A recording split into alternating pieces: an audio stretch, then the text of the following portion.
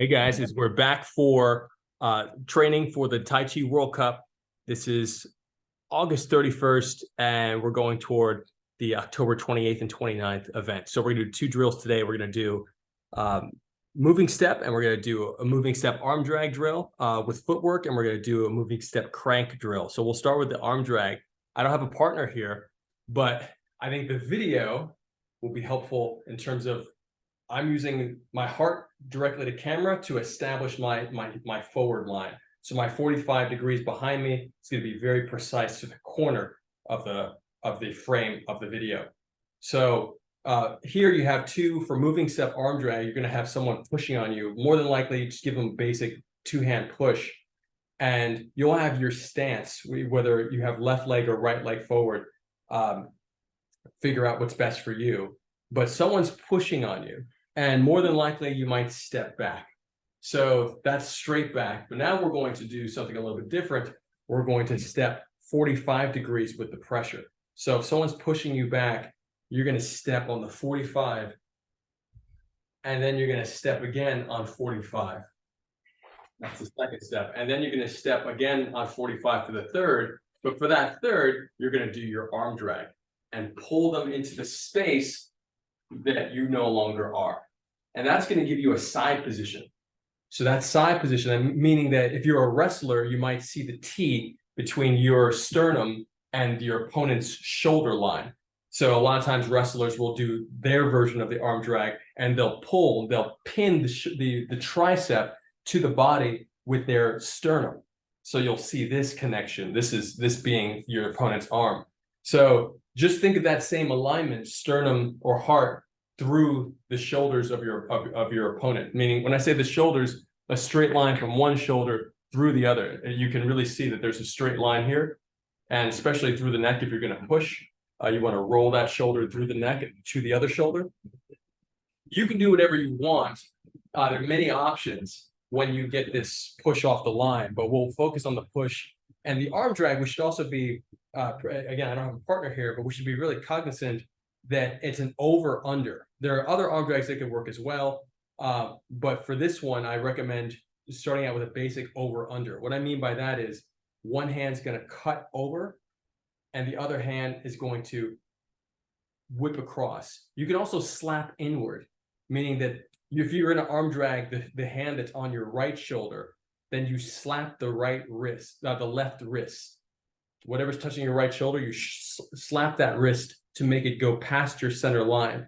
And as you do that, you're pulling this tricep of the same arm, and you're using the footwork to minimize the pull and maximize the shift in the disappearing act, essentially. So if you guys get together, hands on the shoulder, and if you give just some gentle pressure, because we'll pick this up over time, and keep the hands, Ilona, on the, I would keep them active, and find out where's best for you right now. Again, especially if you're figuring out which arm you're going to drag, because maybe you do it on a 1-2 rather than a 1-2-3. So I think that in general you want to have your options. I normally say aim for the elbows, but because you're going to do the arm drag on the wrists, there may be a fluctuation. Maybe as you step, a slight, maybe having your position between wrist and elbow so that you can choose on which side that you're going to control. Again, do what feels right for you. But here you're going to have your arms up. I have right now, I have my left leg forward like Ilona, and then the pushing is coming. So maybe I'll put my right leg forward just for the, actually, yeah. Okay, left leg forward. So someone's pushing, and step 45 degrees to your right. See how that feels. And the push has to be, for James, the push, I would just give a gentle walking push forward. Okay. Gentle walking push. Gentle walking push.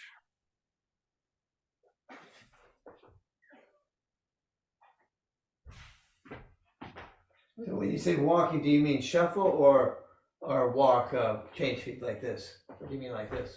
I think it's gonna differ based on the opponent. So I think that's really for you to decide. as long as it's light enough for Ilona to start training the technique. Because this is a real finesse technique. So it's going to take time to start feeling it and then start getting all the little details. Like, for example, you may want to push the shoulder into the arm that you're going to drag. So like that's a small detail that should be added. Last week we were talking about cumulative vectors. So the concept of like this and that and this and that at the same time. So I would push to disappear a little bit. Exactly. So if you're and what I'm saying is that like you might want to play with that idea, but it may not also may not be necessary. So you have to figure it out, because sometimes when you are going to push, when you are going to arm drag, sometimes that's the thing to do. You give a little pressure forward, so they push back, and as you push back, you take it away and flick the arm the other way to get. And then maybe it's not as noticeable that I'm stepping back. Exactly. Right. Exactly. So, but you want to get the movement first, and let's just work on the movement first. Let's take the pressure and let's step 45 degrees back, 1, and as you get feeling the pressure, 45 degrees back, 2, and then 45 degrees back, 3. And as long as you feel comfortable with that, you can reset and now try it again. And this time on the third, you can go for the drag. And remember, the drag we break down to 3 parts, and you may or may not be able to get that style of drag, meaning the flick the wrist, grab the tricep, and then pull. You may not get that same exact style. That's why you may do the slap of the wrist to the drag, which is closer to the wrestling grab the wrist and pull. So let's try it again. Step to getting the pressure on you, stepping 1, 45, step back, 45, 2. And remember, on this 45, on this third one, really take a moment to feel your body mechanics and see if you can get the drag on that pull. Because what we really want this to do is feel realistic. Okay, ready?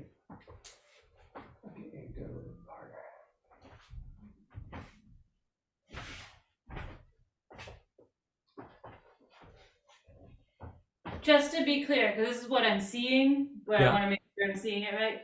You're going 45, but your hips are still forward. You're not actually turning 45 every time. Is that right? Where does your belt buckle face as you go back? Great question. I want to study Yume's video again when she taught this to us. From what I noticed, it seems correct to me to keep the square of the shoulders and hip, because you're essentially setting them up. In other words, if you were to turn that 45 degrees, you're giving extra pressure and breaking their structure sooner than you necessarily may want, and therefore, if you do that earlier, the rest of the technique may not work. So it might be 1, 2, boom, 3, and then you do the turn. Yeah. But keep coming that way. Okay. And for James, every time you do it, I would really start practicing your technique of pushing forward, meaning that if you're driving someone forward for you, so that your training is also so that you're also training your precise technique, I would start dropping your hips down, and then as you're going forward, pushing forward and up slightly, so that you're starting to give her like just a little bit more variable. Most people, when they're pushing, are going to push forward or forward and down. So it'll be easier for you, Ilona, to feel to be able to redirect that forward and down. I'd also say for your posture, to make sure that as you step back, I'll angle the camera down, that as you step back, that if your posture is straight up, just feel it out for yourself. But if your posture is straight up and the pressure isn't high right now, then you might be setting yourself up to get bent as you step back. So therefore, what I would do is I would make it a little more coiled into the front leg, so that as you step back, you have a slight angle into that front leg stepping. So notice that I'm angled a little bit more, leaning a little bit, and it looks like a slight overcommitment, but what it is, it's that Grandmaster Chen's subtle rooting into the crease of the groin. So I would really make sure you could feel that root, and then boom, size and pull. And then when you get that drag, the pull, keep it for a second and just see what options you have.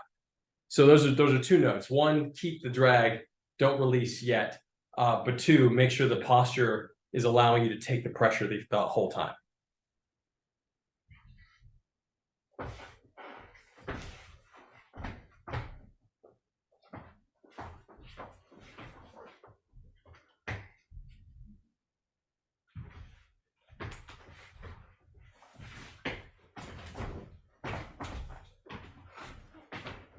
And remember that one of the options can be to take your opponents back from here.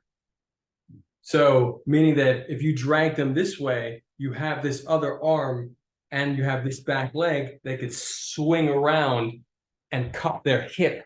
When you swing around, yeah, you cup this bone right at the top of the hip, the little handle. You just gently cup it, and that gives you this nice little leverage point to gently pull.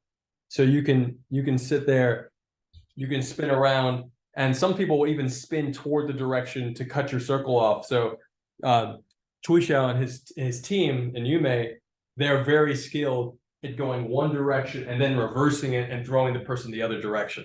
So it's just important to note that there are all these little subtle options you can build upon, but it really starts with the footwork, the posture, and getting that drag.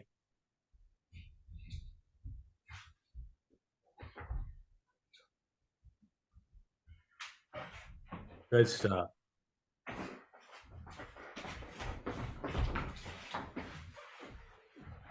So, and slow it down, make it real time, almost rooting drill style. You know, when we do the rooting drill, we don't move, we stay, and we root, and we stay. I hope you guys are doing that, because that's super important. But when you're doing the rooting drill, make sure, treat this in a similar fashion to the rooting drill, where you're taking the pressure. Right. Step. Take the Yeah. pressure. Okay. I was just running away from it. That's totally different.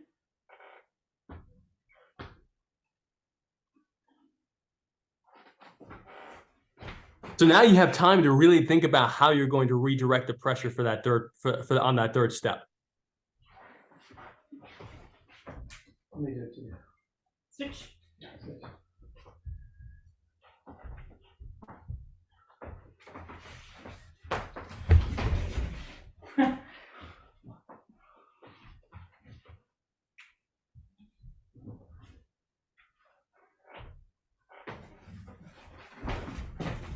Whoa.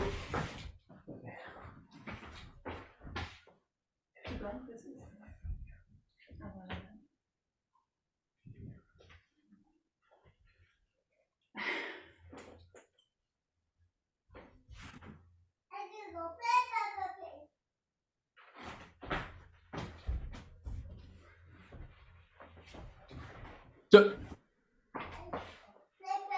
and really remember with that the momentum wise, that your partner is more than likely not going to stay still when you go around them. So that's what I mean by, like, really think about that moment and think about exactly where your hand is. That's what I mean by pause.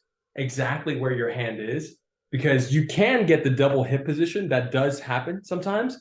But I would practice. I would know that works, but I would practice for keeping the connection and then turning and pressing the arm into the body. In other words, rather than letting go of the arm, because that arm is going to move very quickly, and the pressure is going to, you have to keep the connection constant. So if you disconnect, and you may not be training, and it should feel like a teapot, that you're literally just taking a teapot and boom, flinging it. Switch. did you want? What do you want on that? No, you're He going. said, keep it.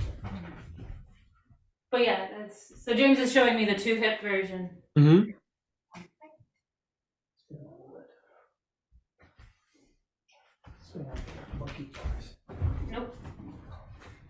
Oh. Okay, my idea Now is I'm more in like, between both of them. if I was swinging on if there's a bar, a pole or something here, you know, I grab it and I'm gonna come around the corner. I have some, it's holding me, you know, whereas she goes here, and then she drives me like a freight train. Okay, that's good note. Good note. So it's yes about the James. The that analogy is like very precise. Like it definitely should feel like a bar that you're swinging on. So you're swinging with the person, and you should be sensitive enough to recognize that if that person doesn't want to go one direction, that you switch immediately and go the other direction. So Okay. it's you should be able to change your swing on the bar mid-swing. Okay. That was swinging, right? A little bit. The intro could be more swinging. And I think we should break down like that swing, that the taking the back is actually a separate technique that goes into this. So if we train them all together, it'll likely get muddy. So I would focus just on the footwork a little bit more. And if you want to do the taking the back, we can break that down so it can be more precise, because that's a really particular mechanic of step and coil into one leg and then uncoil and release. And it should feel very explosive every single time. So when you do it with this combination of footwork, you're just taking the technique you've already trained and adding it to the combination of footwork. Peppa Pig. No. Do you want to come and play with us a little bit? No, I don't want to. No. Do you want me to help you turn it back on? Yeah. Okay, you just hold her. Okay. I could try a little bit. Okay, that's okay. Oh, you know what? While you hold her, if you want to do the drill with her, we can do this. We can literally do the footwork for taking the back right now, and you might have fun. She's a bit worried about it. Okay, well, I can show you guys. So Okay. it's really just I highly recommend you do your arm drag step, bakwa step, which is around the opponent, and feel the coil. So from the side, I do my arm drag, I step, my opponent's here, I've noticed that my legs are coiled, I have the hip position, I have the other arm, this is the dragged arm, and I uncoil, opening my back foot. So I'm now stepping wide from the side, my feet coiled, opened up. So my toes are pointing opposite directions here. And I go into the back leg. Whatever leg I uncoiled, meaning if I step around, uncoil, I go into that leg. And then you're going to repeat. So here we are. Arm drag across, step in the motion that you drag, and then step and uncoil. But then you're going to want to keep spinning the person.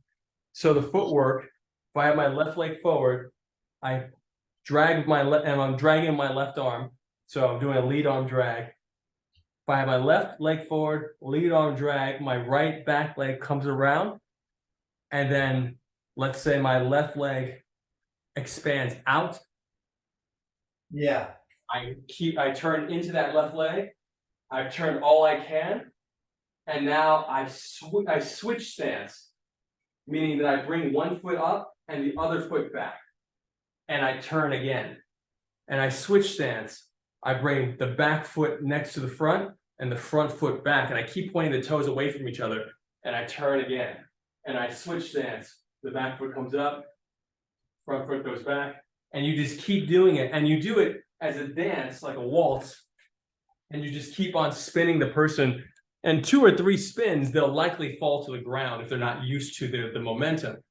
And so just being able to have your partner and to connect, if you just do one arm drag on your partner, connects, and then start doing that footwork and do your best to stay connected to their hips and their arm. Notice that I'm keeping my hand like this because I'm keeping this position inside the pocket of the elbow. So I just did the arm drag. I have the tricep, but as I step around and take the back, the tricep, my tricep position slides exactly to the pocket of the elbow. So you're going to keep that like a handle on a teapot. And so now, Ilona, you're going to shift into that back left leg of yours. Turn, James, keep holding him. Now switch exactly. And go again. And use your momentum and then go again. Switch leg and keep going. That's it, yeah. Yeah, and keep going. And feel the wave in your step. It should feel like, exactly. And exactly. You keep on waving them down, lifting them up, wave them down, and you're lifting them up as you spin, and then you can spin them down. Oh, okay. WWE.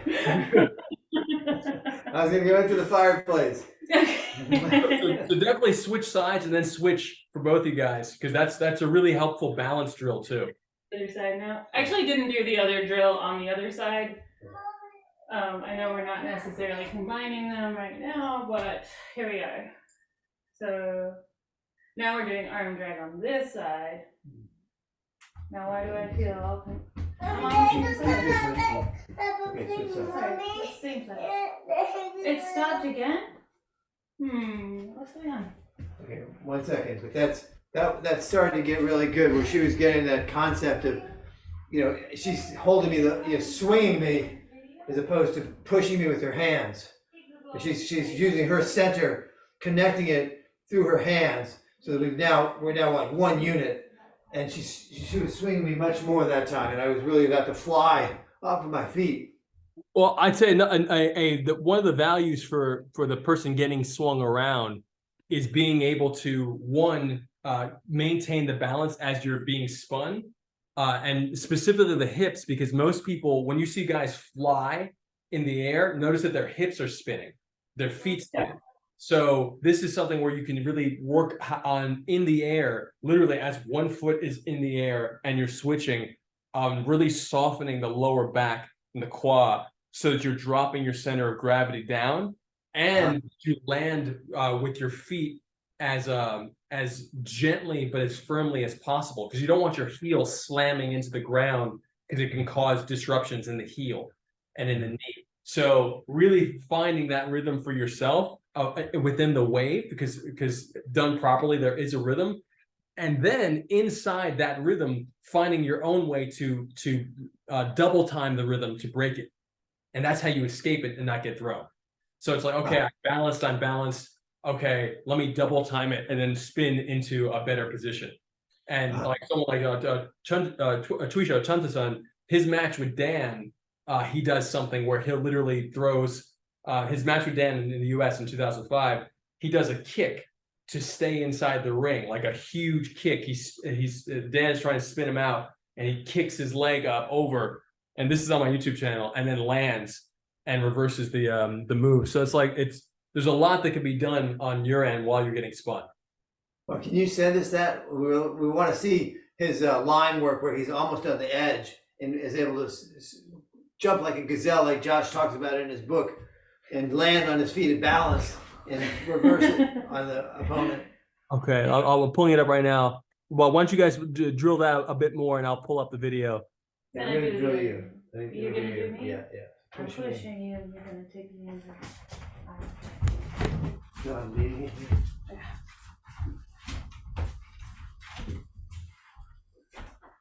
The other side. No, let's see. This one's not going to drive you this way. Yeah, hold it. See, this is the lead. So It does have a hard part on the bottom.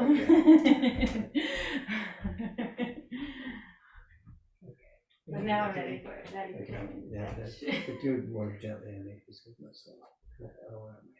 I want to do the other side because I did the other one before. Right? Is this one I didn't do? So swing like on the pole. I just want to break down the footwork like you said. So we're doing arm drag, follow step, around, wave. And I'll double it up.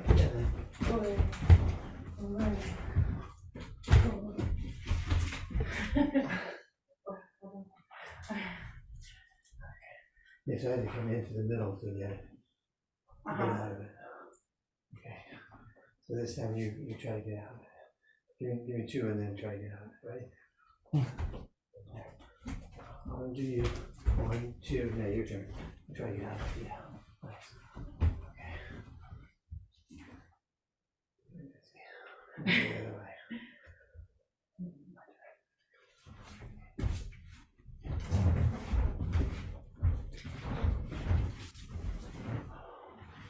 Did that work? I don't know. I I had to turn my back to you for a second, which makes me nervous. Yeah.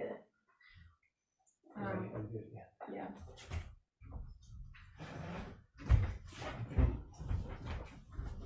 As a thing. Get inside of it. Guys, it might be on Content Galaxy. I thought I had it. I only have my match with Twisho, my fixed step and moving step from Florida 05. So okay, we'll renew our membership at Content Galaxy and take a look. I do it for a second in the fixed step match, and I save myself from getting thrown out of the ring. But then he comes up again in the next few minutes and throws me out of the ring. We've got limited time, so can we do some fixed step for me? Yeah, absolutely. Okay. So what do you recommend for? Ilona wants to finish this a little bit Can more. we finish the Okay. Ready? Is it okay to ask for the steps into the crank too, just so I know what to drill with James for that? Yeah, that's good for fixed step too. Yeah. We did it from fixed step, but you mentioned go away like 1, 2, 3. Sure. Yes. We can totally do that right now. I just want to like emphasize that any one of these techniques, like you guys, if this is going to be one of your 5 techniques, like you got to drill it several times a week, like a lot, because it really should feel second nature. And there's a bunch of data that we're not getting into right now that you're going to discover. And if you find something new, please bring it to me so we can discuss, because like it's really particular. I found versus drilling in judo or drilling in even in jujitsu, like there's a really particular language that I think we as push hands players, especially for the U.S. team, have, and that language helps to just really articulate very subtle moments. So with this one. That's just me saying, like, please drill down and like take some notes and let's actually discuss it, because I want to make sure that if you're going and playing with folks who are not going out to Taiwan as part of the U.S. team, quote unquote, that your dissection, like there's a process to the dissection that we're always doing that together, because that's how we advanced as a team. We're always talking about somebody outside the team. And figuring out how to, if we're having a problem with somebody outside the team, then we're going to have huge problems in Taiwan. So if they're in the States and they're outside the team, like we should be breaking their stuff down mentally and talking about it as a team. So please rapidly do that for every single person that you might have a challenge with outside of this conversation. And let's break it down, and then let's make sure that hopefully you can go back in a day or two or by the end of the week and test it on that person and bring back more notes, because we want to cross the list off of like threats. Okay, let me tell you one thing. Oh, sorry. Go ahead. You go first. So I had a specific like technical question about the crank and moving step from watching videos, Daria as well as Nacho, when we watched that you were just mentioning the Bagua step. So it's easier if I demonstrate. I don't have this really down in my game yet for moving step, is where they step behind the front foot. It's so fast you don't even see it. Nacho. Is that how you would pull off a crank, right? Like that. Nacho does it in his London match. Okay, so does he step with the back leg and then crank onto the other leg? It's this way. He blocks the leg, It's and like- then it's like so he's diagonal going this flying. way, and then Yeah. it changes that way. Easy. Yeah, that's exactly that's 2 variations. So that's one. So one is step to the outside leg, Mhm. step behind the outside leg and crank over, and the other one is step through. And this is a double time rhythm technique. The other one is like 1, 2, 3, and you step and you cut the inner thigh. So you might be here, and maybe you step behind, and you can do it without the double time actually. If you step behind that leg and you fake the crank toward you fake it that way. And now, Ilona, you're going to take that right leg and you're going to blast through with your inner thigh as if it's a blade. You're going to blast through the inner thigh of the opponent and crank them the other way towards your right shoulder. Oh, okay. So that was version 1 was that way, and now we're saying we fake this way and blast that way. So the blast comes with a step, and the step looks like this. Yeah. So let's say you're here, you step to the outside leg, crank over. That's one. We'll drill that one.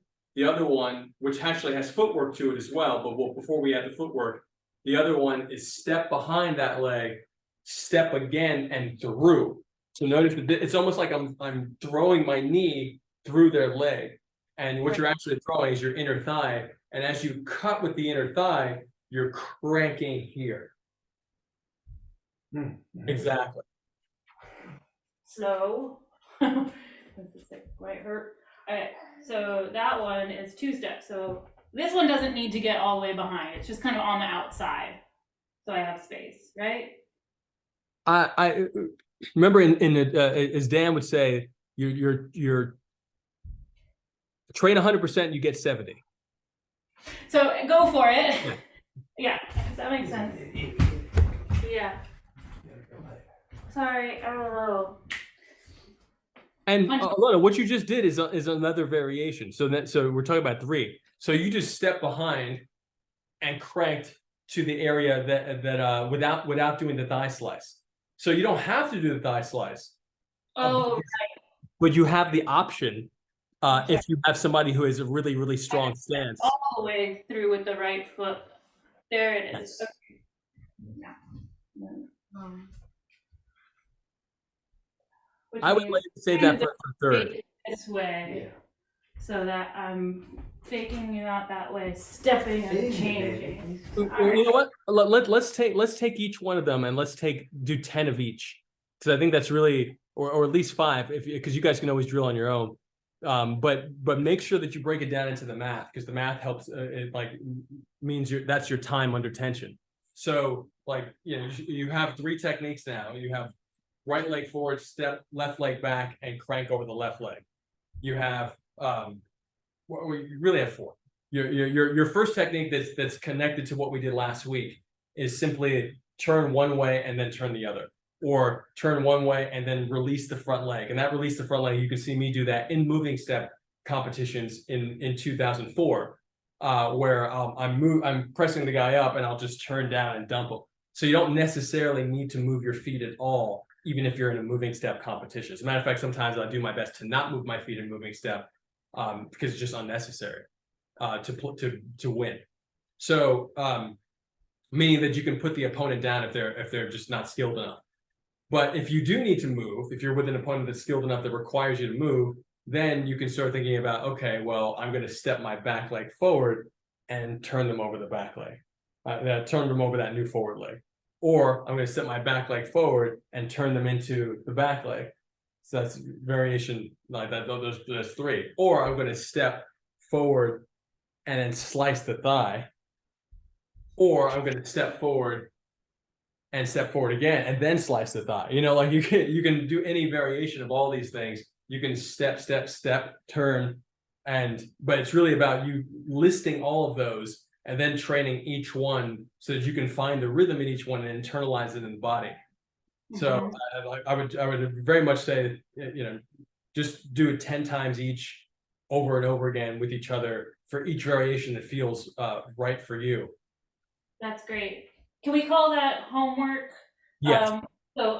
For me, this is kind of new because I always just thought of getting my foot like a triangle, and this is like, oh, try and really entangle the feet.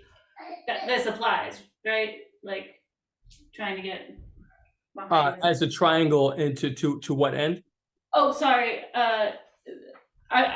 The idea of stepping behind the foot. She was saying triangle. I think she means is how you get the thigh slice. Not. Yeah. I think what she said when she says triangle, I think she means it. Triangle is my old way of just trying to do this. Yeah, but also there's an angle on the floor. If you made a line that intersected both of her feet in one line, stay still. Okay, and then she means, so I'm my easiest way to get her across. She keeps her feet there, and if I can, there's any way I can to push across her feet at this angle, at a right angle to that line. And then I kind of lose every. I could go up and over, but really, it's easier on this line perpendicular to the line of her feet. So when she was saying triangle, this is a perpendicular position, but this is new to her. Is now we're talking. Go back here, and stop that foot, or or crank over the foot. Nice. So I'd say, first of all, if you're going to do the thigh slicer, you have to train your thighs. What I mean by that, not just muscle, but I would get to a tree and start gently, very gently. Exhale and just take some impact here and exhale, push the chi to this area as if you're doing hard qigong, and do the same thing on the outer thigh. And I would do this no matter what, even if you're not going to do the thigh slicers, because just because you don't do them doesn't mean somebody else isn't going to do them.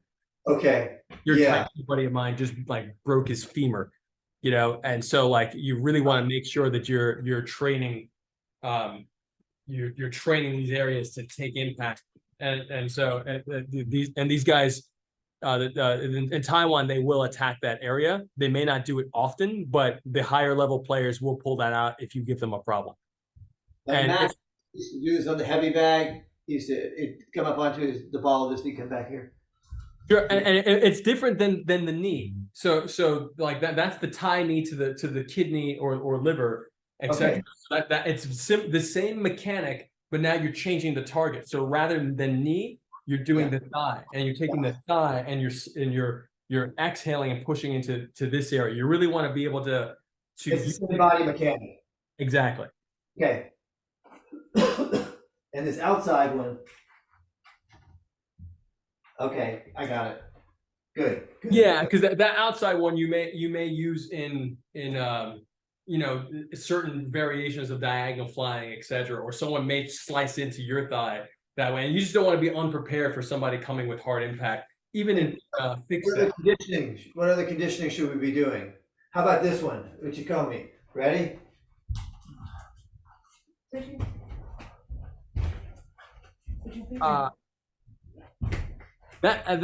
So that's that. I've seen that before. I've never done that for push hands training. I would do the pummeling, getting a similar, because if you're working all of this, the pummeling.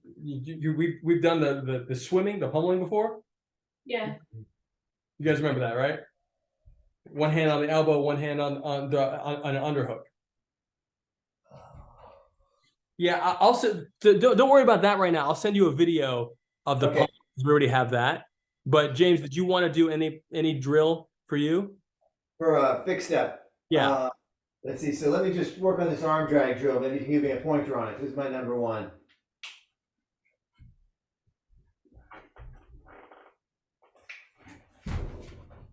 Okay, so just remember when you're starting that drill, when you're starting the drill and you're going for the point, we'll see what the entangled position looks like. But the concept here is still going to apply to no matter how they change the starting position.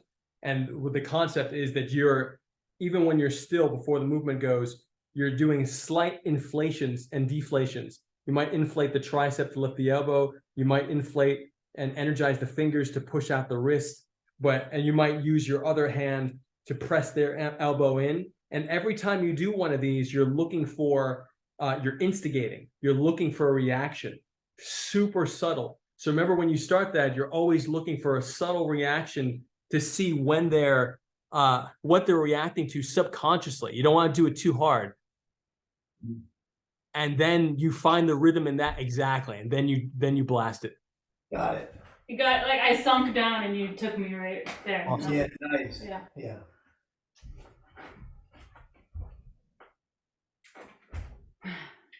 She knows it's coming out. Making it hard. So.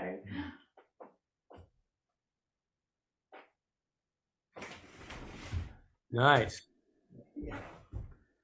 And James, also start playing with the visualization for yourself of while you're playing with pulling the opponent, feel the difference between pulling them across, pulling them down 45 degrees, pulling them 720, spinning them all the way out so that their hips spin, and pulling them up like Grandmaster Chen likes to do. He likes to do the upward pull. So there's all these different like angles that you can play with. And I think if this is going to be a core technique for you, you should play with what feels right in which situation. Because when you're going to test out, you'll know what feels right based on this moment here. Like, oh, okay, I'm pressing them here. Their elbow's popping up. Okay, if their elbow's popping up, then when I press and pull, I can pull them up. I'm pressing them here and they're pushing down on my wrist. Okay, so when I push here, I'm going to drop them down this way. So it's just being able to connect the dots of saying, this person's giving me a signal here, and that signal connects to the variation of the technique that I've drilled in this direction. Nice. Thank you, Jan. Yeah, of course, guys. I love you guys. I'm really, really so excited for you guys. And man, I really think that like I please like send me anybody that you're training with that you feel like, hey, I'm having this person's doing this technique. These are some ideas that I'm thinking to like refute it, and let's like workshop those, and even text me, because that way I'll be I can prepare on my end too. Because again, this is what we used to do as a whole team. We would talk about it the whole time. That way, when we would go to other folks in New York, there came a point where we stopped going to anybody in New York because it wasn't that the learning had like we had gotten what we needed from the learning there. And so like I really would love for you guys to be at a point where it's just like, yeah, we're not going there when we're prepping for a tournament, because the learning is so high, we have to stay internal with our. There's three things I'll give you real quick that I want to bring up later. One is Michael tends to go to find ways to load up on his back leg, and then it's way more than that. He loads up like here. He's got some crazy. He's like he'll wind up like this, like he puts all his spine the way back here, perpendicular to the line of motion. Like that's why I'm trying to keep Ilona from imitating it. But Michael's so good at it, and his size and athleticism, he can pull it off, but he couldn't pull it off in Taiwan against younger guys at the world class level. But so he's been to Taiwan. No. He I'll say he will not be. The reason he's still doing it is because he hasn't been to Taiwan. He's finding us, a senior citizen, handicapped senior citizen, and a woman, and he can get away with that. But but I don't want her to do it. She's imitating his position sometimes. So I have to say, no, you can't. In Taiwan, like at the highest level, that won't work. That's one of them is down here, but that's not my question. My question is that a lot of people do this. They have this way of like if they were on a banana peel, their foot would slip right out. But since they've got a grip, it defies our principles. Right. They've got a grip, so they're lunging forward like that, and that's their big move. Is to lunge this way, like karate style, like yeah. So hold on. So two things that you said here, and I'll go from the second to the first. Second, that lunge move is a move that's often. Remember that there used to be restricted step push hands. I don't know if that's still a thing. My point is not the lunge, but even if he keeps his foot still, like even if we're doing fixed step, he loads up on the back, and even if he doesn't lunge restricted step, even if he just plays fixed step. His game is like this. A lot of people have this game where they get back here, they work in here, and then they go this way forward, which is not one of my moves because it violates our idea of the foot being slippery. I want to be able to play on ice. Whereas since he has that grip, he lunges forward. I just wanted to bring that up with you. That's one of them. Another one is that I don't do, that he does, is this body mechanic. Where he can go back here, and then he can push like that. From back here, he just goes straight forward into a push like that. And he can pull it off. How tall is he? Just an inch or two taller than us. Okay, so he's about 6'1"? Yeah. Okay. So two things there. One, on just for anybody that's giving up space on their front leg. If someone gives up space on their front leg and they're not from Taiwan, it's probably a gift. So like, and the mentality for space control, like really specifically talking about space control, is that if you see someone give up a centimeter, you eat the centimeter.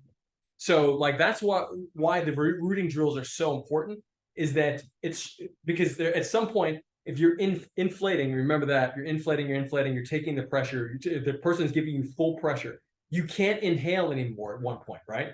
So you inhale to the point that you can't inhale anymore. And then when you exhale and sink a little bit more into your front leg and you eat space.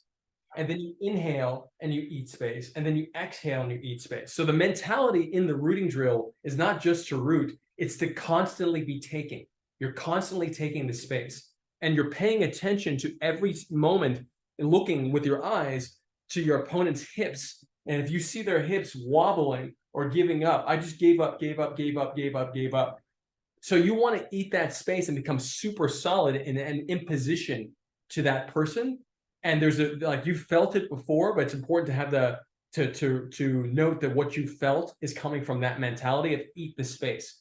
And for this game in particular, like doing that is going to be helpful for folks who sink on their back legs, because then you'll be able to eat the space and not let them back. And that's the whole thing. Like you're taking their space completely, and then when they want to come back, you just turn them. So obviously there's a lot that translates between what was just said and like the practical application. But at the end of the day, if someone is going onto their back leg, you want to not allow them to come onto their front leg. Okay, I'll work on it.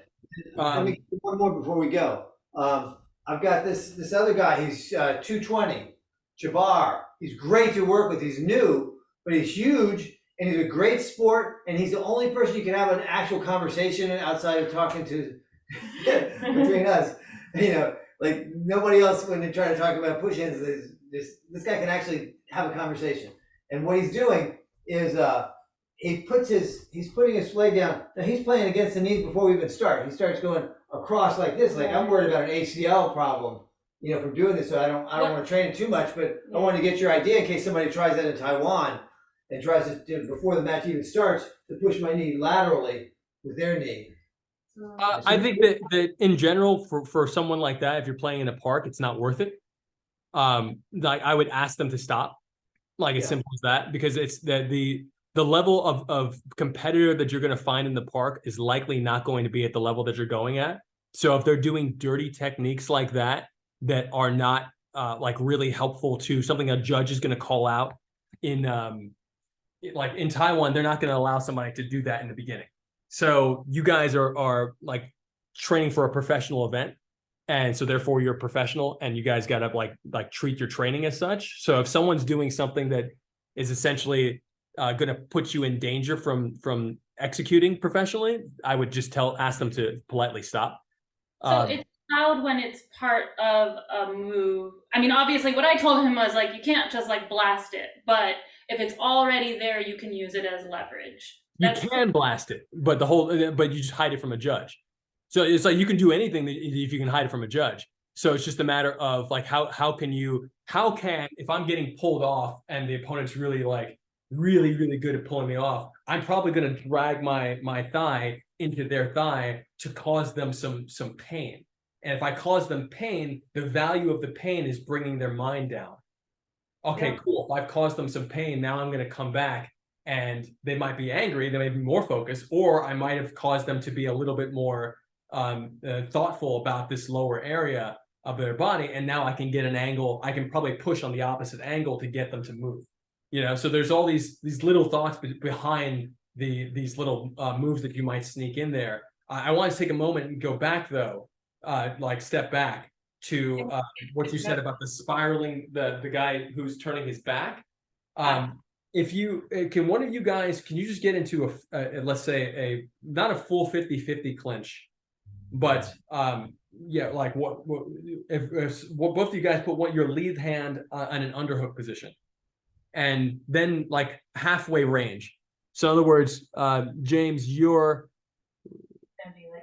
left hand is going to be in an underhook position, so it's going to be inside, not outside.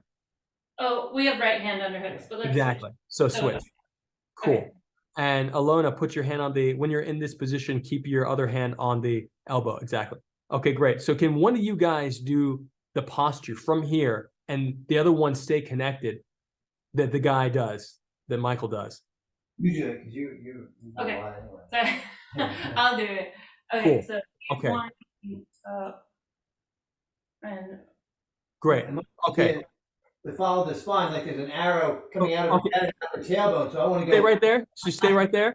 Guys, stay right there. Can you please turn your bodies so that I can see the opposite side on James? Great. Awesome. So this is exactly what I wanted to talk about. James, take your right arm, your fingers, and use your fingers as the engine. Drive the fingers inside to the underhook position. So go inside the elbow. No, that's overhook. Inside, you're going to go inside. Exactly. Now drive it up the back. Good. Now flip the tricep by reaching your fingers. Awesome. And keep doing that. And if you need to, reach your fingers across the back of their head toward the corner of the wall behind you, over past your left shoulder. Keep going, keep going, keep going, keep going. So when someone does a move like that, it pisses me off. Because they're like, you know, but at the end of the day, like what I'm getting at is that you want to show them that that's not the posture to take. So like, I really recommend drilling that exact moment. So when you see someone whip down like that, whip their arm as if you're throwing a hook to the back wall. And I say as you're throwing a hook only in terms of overt mechanics. A hook is different. This is more of the Grandmaster Chen kind of inflate and reach with the fingertips, and the fingertips are pulled to the destination. So the fingertips pull to the destination, and it's going to make them so uncomfortable. And the way you do it is you set it up in that 50-50 clinch. I don't know how the guy's sliding into it, but if you find them doing that, you can even extend the arm because there are wide hooks. So even if it's not the L-shaped hook, if you have the wide and you reach it across, it'll definitely put them in an uncomfortable, uncommon position, which is actually closer to variations of arm locks. And I recommend just trying that and seeing how if he flips out of it, he may flip. Obviously, he's going to come this way.